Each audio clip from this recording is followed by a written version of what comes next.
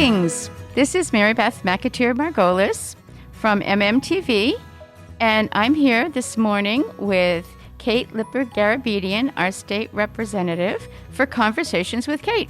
Good morning, Kate. Hi, Mary Beth. So nice to see you. Nice to be with you. Nice to see you too. You've been a busy bee this fall at the State House, or virtually at the State House. Sure. Have you had an opportunity to actually go into your office, or? Well, so since the last time we did this, which was virtually, as I recall, Right. I have been into the State House a handful of times. It was really thrilling to get to take my votes on the floor of the chamber and see some people in person. And just have that feel of sort of a life-work separation, right? Which is really great when you have little kids at home. Yeah. I haven't gone that often recently just because of the Delta variant and trying to make sure that we understood sort of how protocols would be in place. But the House has adopted new rules to address that. And so I'm hopeful that, we're going to, as we hopefully continue to see these numbers go down, that there'll be more opportunities to be there. Well, we hope so too. Yeah. But we thank you for your service and your efforts of on behalf of the community in Melrose and Right. the rest of your constituents. Speaking of new, you do have a new fellow. Oh, yes. I guess we call her a fellow. Yes, she's my legislative fellow for the school year, which is wonderful. Right. So I just thought you might like to mention her name in case Sure. constituents were reaching out to you and got an unfamiliar voice or Yes. person on the phone. Or... So Diana is with me through May, Diana Haber-Dawes, and we both did a Teach for America program, and so have been connected for this fellowship opportunity, and I'm just thrilled to have her in the office supporting me with a lot of the great work and also with constituent services. Well, she was a big asset in helping to set this up, so we appreciate her being there as well. And speaking of your education background, you are on the education committee this year. Oh, actually, no, I'm not. Oh, you're not? No, I'm sorry. that's okay. I have filed a number of bills in education, and I'm happy Okay. to talk to you about that. So Okay. I have a very busy committee schedule. So actually, not education, but I'm the vice chair of Elder Affairs. Oh, Elder Affairs. That's okay. maybe, and so it's the other end of the life spectrum. So it's been really an honor to get to serve in a leadership role on that committee and work closely with the House chair to think about the dozens of bills that have been assigned to us that are related to seniors. Okay. So aging in place in the community and ensuring there are proper supports in place for that. Thinking about skilled nursing facilities and assisted living facilities, including in light of the terrible impact of COVID in those residences. Right. So it's been a learning opportunity for me to think about, obviously, elders as opposed to our young folks. And I'm just really glad to be on that committee. It's a critical time to be working on those issues. And your other committees? I have 3 other committees where I'm a member, and each one of them are very large committees, so we get a lot of bills. So Okay. one is public service, so that deals with a lot of the different bills that have been filed related to municipal and state employees. A second one is financial services, which is, a massive charge of sort of looking at insurance-related matters.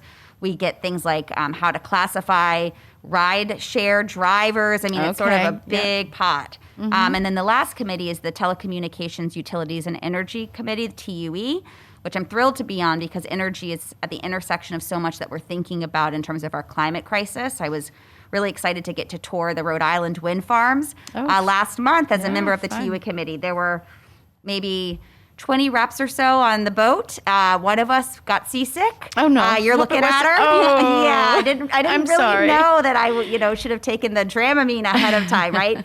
But nonetheless, it was really eye-opening to look at these huge wind turbines that were the largest in the world when they were installed, and to know that the ones that are being planned for here in Massachusetts are going to they're going to be dwarfed in size by ours, and it's such a critical component of rethinking, our climate commitments and the 2050 roadmap law that I supported this year, and trying to get to a net zero carbon emissions goal by then. That's great. Well, Yeah. and thank you for going above and beyond and facing those choppy waters. Right? Yes, no, lesson learned. Yeah, there you I'll go. make different choices next time. There you go. Yeah. So we're at MMTV particularly interested in that committee because, as you know, there is a bill that you co-sponsored. That's right. That relates to funding for local cable access stations. When people cut the cord and no longer have a cable company provider, we don't receive any revenue. So that bill would help us receive revenue from other sources like Netflix and Hulu and some of the other sources that people are able to stream.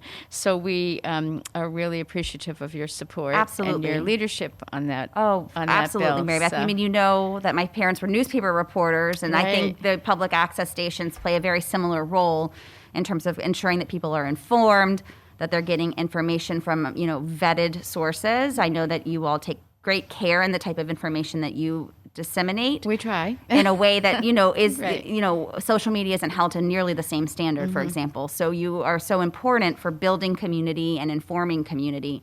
And we definitely need to think about, now that the world has shifted and the funding streams are very different, how to make sure that we're investing in you. Thank you. Yes. Thank you. One of the bills that you filed is about education and student data and privacy. Yes. And this kind of relates to your own personal family experience with your son, having been online as a learner last year, a young learner. Yes, that's true. So can you tell us a little bit about that bill and what your concerns, what brought you to file that bill? Absolutely. So the Student and Educator Data Privacy Act would establish real guidelines around how we handle student and educator data in the K-12 space and preschool, to the degree that districts are running preschool programs. I filed it with another champion in the legislature because our state laws still don't recognize that education data is digital. We haven't updated the laws since that occurred. So when I was a teacher in Atlanta Public Schools a couple decades ago now, my student records were in manila folders, put into file cabinets, and then to your point, when I'm watching Harrison or listening to him log in for remote learning, last year and the year before, the data that he was producing in a single day probably dwarfs what what I was retaining on my students in an entire year. So the footprint is huge. And, there are third-party vendors who are accessing that information. And our laws are not currently acknowledging this dynamic. In the last decade, 45 states have already updated their state laws to address this. And so it's remarkable to me that Massachusetts has not. So the bill would, if enacted, ensure that, we've updated our definitions to recognize that data is digital, that we have certain standards for the third-party vendors and contractors who are accessing it to make sure they're using it only for K-12 purposes, that they're not taking their access to this data and thinking about ways to advertise to our kids, or to create profiles about them that exist in perpetuity, or sell their information. Sell their information, exactly. Right. I've seen how powerful education technology can be for really enhancing the classroom experience. There's many things that Harrison can access today that I wish I could have given to my students as a teacher. It's just to engage them. But I've also know that, there was an app that he got really into that he heard about in school that's now being investigated by the FTC for targeted advertising and trying to encourage kids to get their parents to spend more money to get them more tokens, right? So who's really vetting this?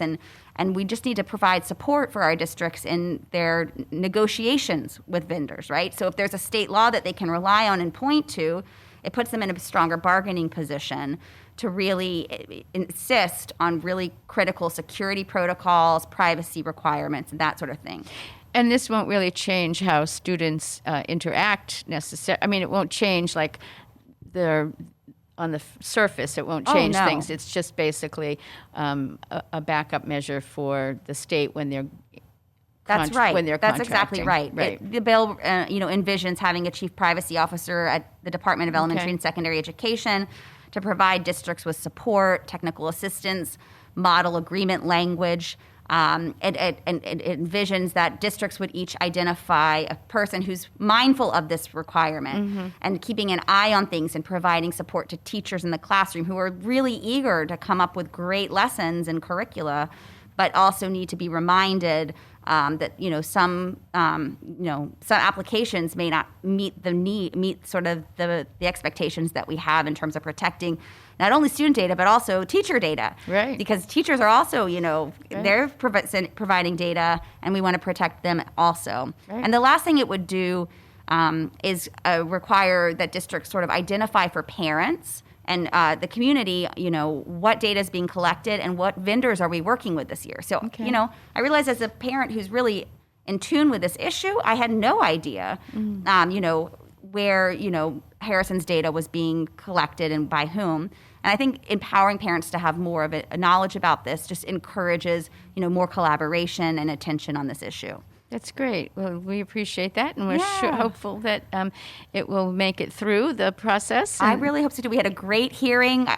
Life flies by, but I think it was earlier this week, actually, I testified on it. And I'm really encouraged by some of the good questions we got from the Education Committee, and I'm hopeful that this can be, an issue that we really get to this year. It's been this idea has been filed previously. The bill that I filed is significantly enhanced to look at how other states have addressed this in their laws. I mean, there's a virtue in going later, perhaps, because you get best practices elsewhere. Right. But, the Education Committee last year did have a favorable review of an earlier filed bill, and then COVID happened. So it just slowed down momentum, but maybe this year will be the year we get it over the finish line. Particularly since everybody was remote for the most part last year, too, that it's a very timely topic, I think. And at the front of people's minds, some people's minds. Yes, thank you. I agree. Yeah. So speaking of education and educating ourselves, the blockchain and cryptocurrency. Right. Where is this coming from? Where is it coming from, right? So one thing that's really fun about being a state rep, at the beginning of a legislative session, you get to put forward a portfolio of bills that you've proposed, and I did about 30, a little over 30 this year, one we just talked about. So this one comes in from a totally different, through line, right? But being a state rep is sort of like being a generalist. You get to sort of start to focus on certain issues you care about, but you can also always be learning. So, last year in the fall, having family dinners, my husband's in finance, he sort of said, is anybody talking about crypto and blockchain at the State House? And I said, no, well, maybe, I'm never there, but possibly. But what is this all about? So, blockchain technology is a burgeoning way in which we can store and share data and authenticate transactions. Right. And one of the main uses of it to date has been in the cryptocurrency field, but it can be used for other things. I saw a great Boston Globe article last year, maybe, about how restaurants are using blockchain technology to track the source of their fish and confirm that it's authentic by the time it gets to them. Yep. Right, so that's one example. There are some municipal government case studies around sort of using blockchain technology to do transactions with the residents in terms of licensing their dogs or paying their property taxes. There are all kinds of ways in which this may be, we may be at the beginning of sort of a real expansion of blockchain technology. And so as soon as Mark asked me about it, I started seeing crypto and blockchain pop up in headlines, as you do, and then did some research and saw that a number of states have already moved into this space in their state statutes substantively. But I didn't feel qualified to sort of put a stake in the sand and say, this is what we should be doing. Right. So as the teacher in me, I thought, well, why don't we create a commission of, different, constituencies who can weigh in on whether, there's an appropriate use for blockchain technology in government affairs, in the private sector, how we might consider the cryptocurrency market and its impact on things like revenue, et cetera. So this bill would establish a 20-person commission to spend a year studying the issues. Okay. Again, we can lean a little bit on some other states that have already done this. Arizona actually just enacted a law that creates a commission. Okay. Illinois has already done one, and they've produced a report. But it's an opportunity to think about how these technologies could really improve things like our economic development in the state, create more jobs for folks who are entrepreneurial and interested in this space, maybe modernize some of the functions of government to make them more seamless for their customer service purposes, so forth and so on. So there's a hearing this October on this bill next, and so I'm looking forward to testifying about it and taking questions from the committee. Great. So will it eventually lead to some kind of legislation that will, monitor these services? So the commission is charged with sort of studying it, hearing from different folks. A couple of the members would come from academia. MIT actually produces a ton of blockchain students every year, they don't really have an ecosystem here in Massachusetts to stay and work here. So they're going elsewhere. Right. So, and there's a UMass Amherst professor with whom I've spoken who's been looking at blockchain for a very long time. So our higher education institutions will play a role. And then one of the charges within the bill for the commission would be to produce a report that includes recommendations for legislation to appropriately integrate this ecosystem into our state law framework. That's key, I believe. Right. And the other issue I've been reading about surrounding this is energy use. Yes. Because there's a tremendous amount of electricity and energy that's required to run these programs. Exactly. So that is also in the charge. Somebody in there. Yeah, so that is also Good. explicitly mentioned in the bill that the commission will be tasked with taking a look at that. I know New York has been legislating in a particular way around that. I've also heard from folks who are really deeply ingrained in this work that this may be an issue that quickly will sort of it's sort of like a first generation issue, and we're already moving into second generation blockchain technology that may sort of alleviate the concerns that we're hearing about. Again, this is sort of a language that I'm barely proficient in, but the commission would certainly be able to delve deeply into that and provide some critical feedback. Well, we'll look forward to hearing the synopsis of that report when it becomes available to us. I hope it will be. Right. Thanks, Mary Beth. Yeah. The other big issue that I think is probably on a lot of people's minds is the ARPA funding. Sure. Which is the American Recovery Program Act, American Recovery. I think, well, now that you're saying it, Yeah. So the state received about $5 billion. I know the legislature and the governor have been a little bit of a dance going on as to how and when those funds are going to be spent. There are people out there who really feel that there's a need to access a lot of those funds immediately. Housing issues, food insecurity, those kinds of things.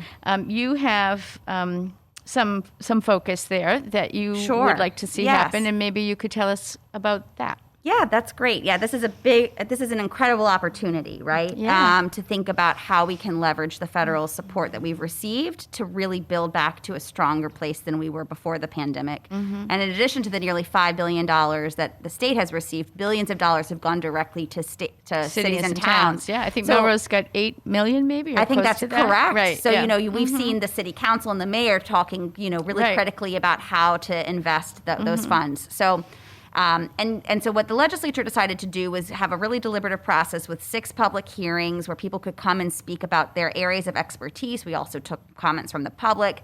And, there's a value in that so that people have a faith in the process and understand that, all perspectives have been considered.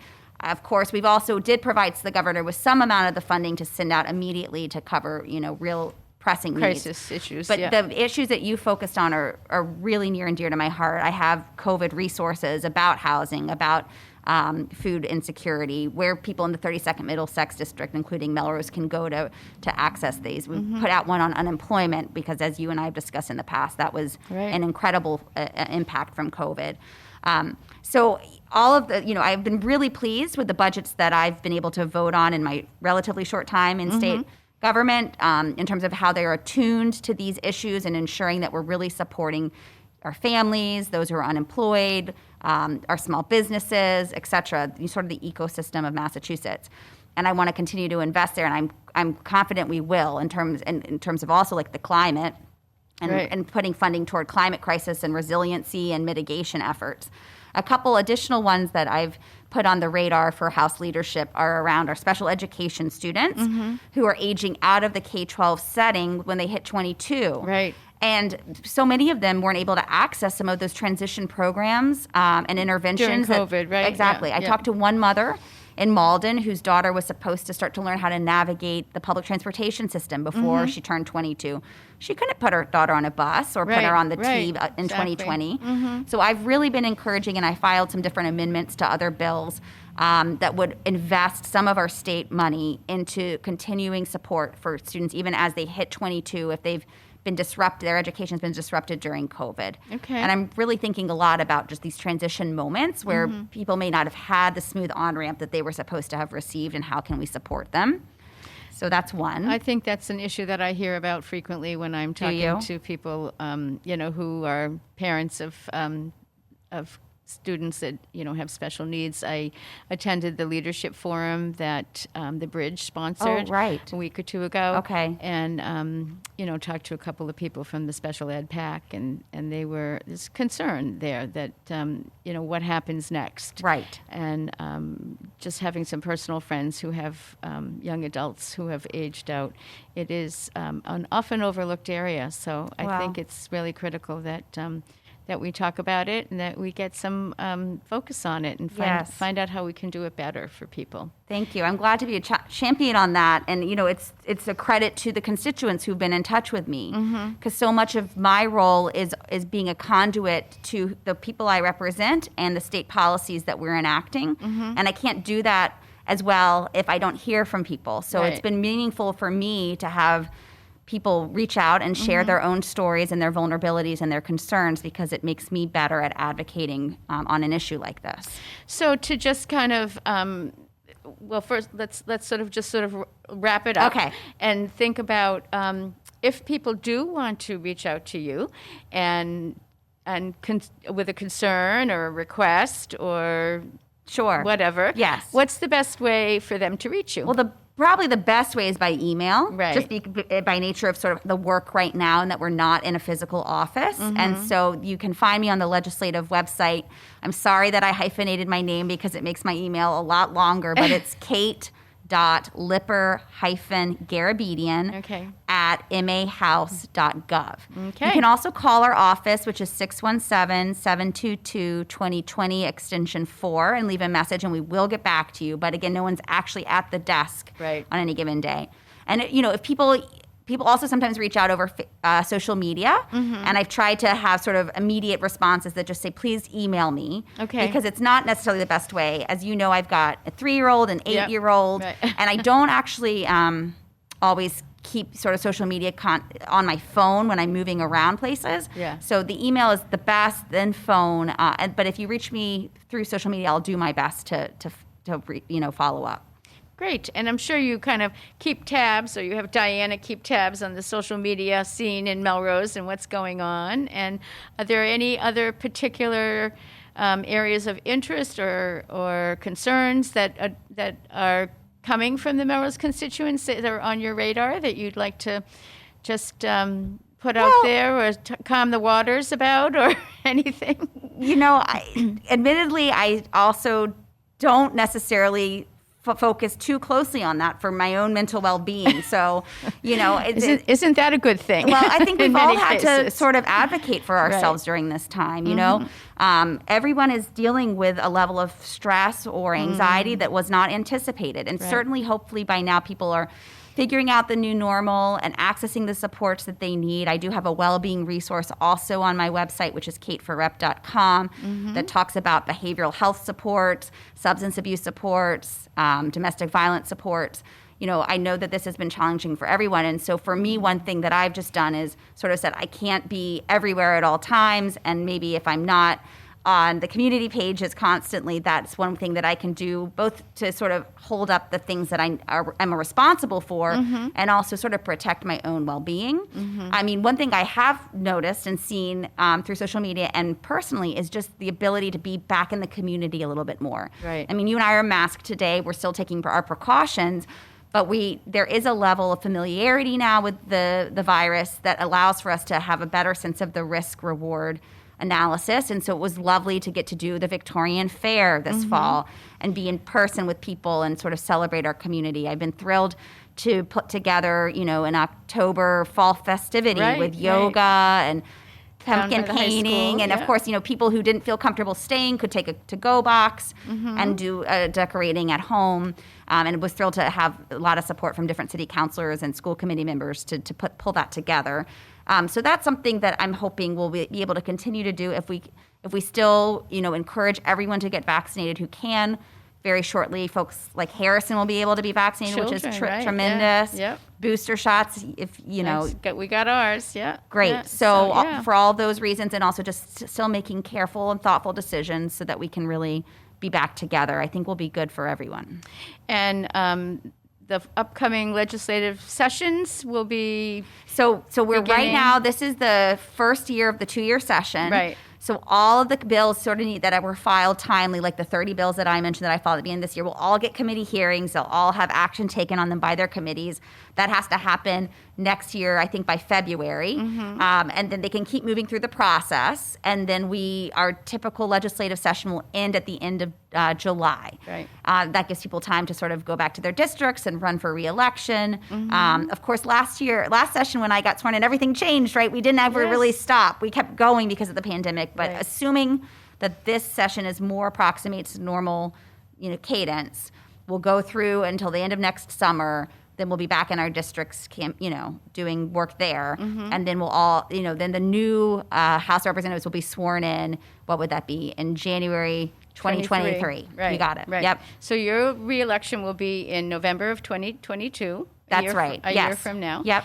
And in the meantime, if people have a particular interest in one of the bills that you filed, love to hear from you. They should reach out to you and make their opinions known. Yes. And if they have any concerns or any other issues, I know from a personal point of view that you're always available. Or your staff is available. Sure. Thank you, Mary Beth. Thank you. And it was great to be with you today. Thanks I really for coming appreciate down the time. today. Yeah. And we'll do this again soon. Perfect. I look Catch up forward on to you, it. That sounds great. Maybe early in the year. Excellent. Okay. All right. Great. You be well. This is Mary Beth McAteer Margolis for MMTV, and we've been having conversations with Kate, our state representative, Kate Lipper-Garabedian. Thanks for being here, Kate. Thank you, Mary Beth, and be well, everyone.